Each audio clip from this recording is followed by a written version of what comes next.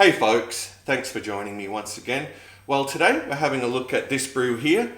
Now, it's been sitting in the beer fridge for a wee while. I can't believe it's taken me until now to review it, but it's none other than Sapporo Premium Black Beer, which comes in at 5% alcohol by volume. And what I'm holding in my hands is a 650ml can that's been deep chilling for a wee while. Now, its origin is Japanese, but oddly this one is contract brewed in Vietnam and imported to Australia by Coopers. So it's sad that we're not getting the actual genuine Japanese product here, but it's often the way, unfortunately.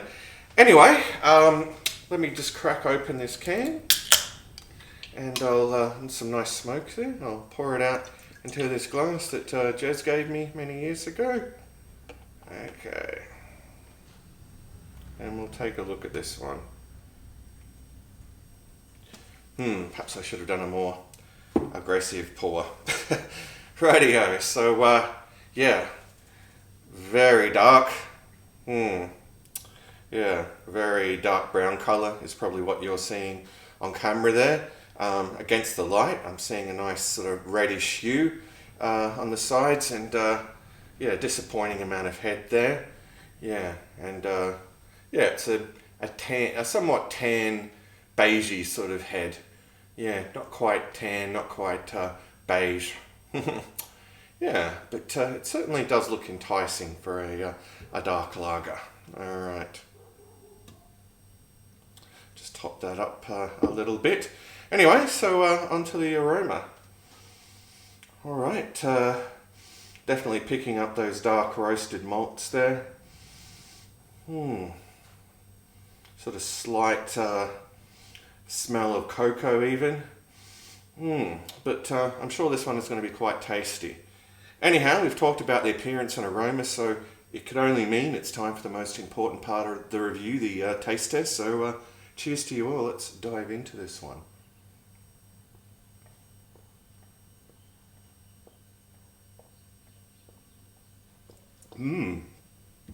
All right, well, as you could probably imagine, up front, a giant hit of dark roasted malts.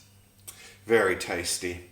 Yeah, and that malt taste really does linger in the palate.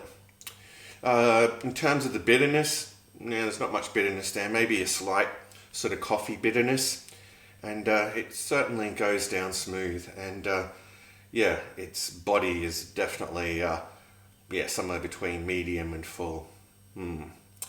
But yeah, it's very tasty and has a nice syrupy sort of mouthfeel to it as well. You know you're drinking a beer with somebody. All right, so now let's have another gulp.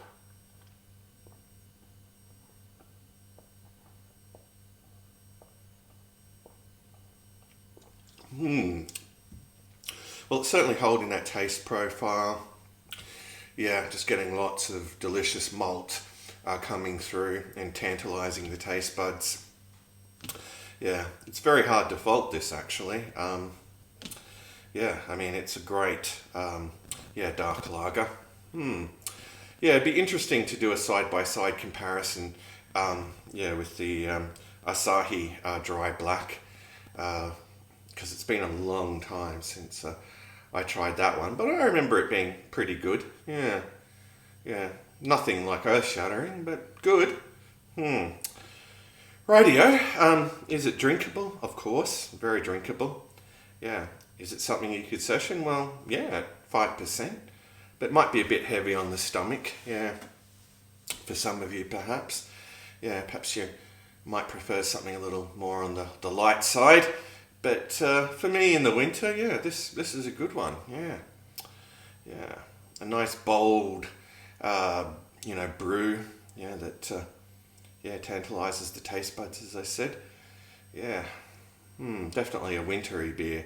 For me.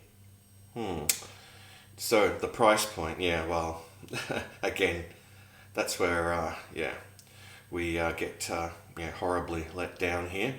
But yeah, I won't go on about that. But I always must mention that It's just disgusting. The taxes that they apply to beer in Australia, it's not the same as what they apply to, say, cider or wine. Yeah.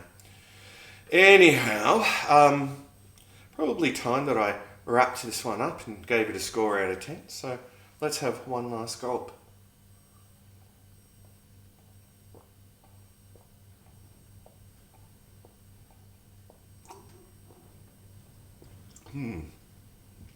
Well, all in all, it's very refreshing.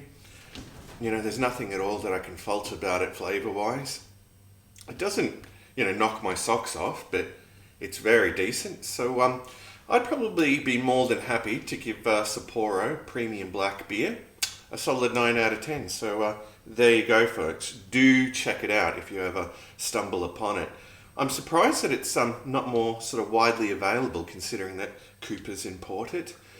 Anyway, as I often say, I'm just going to kick back and enjoy the rest of this now, and I'll see you all in the next review. But until then, fare thee well, all.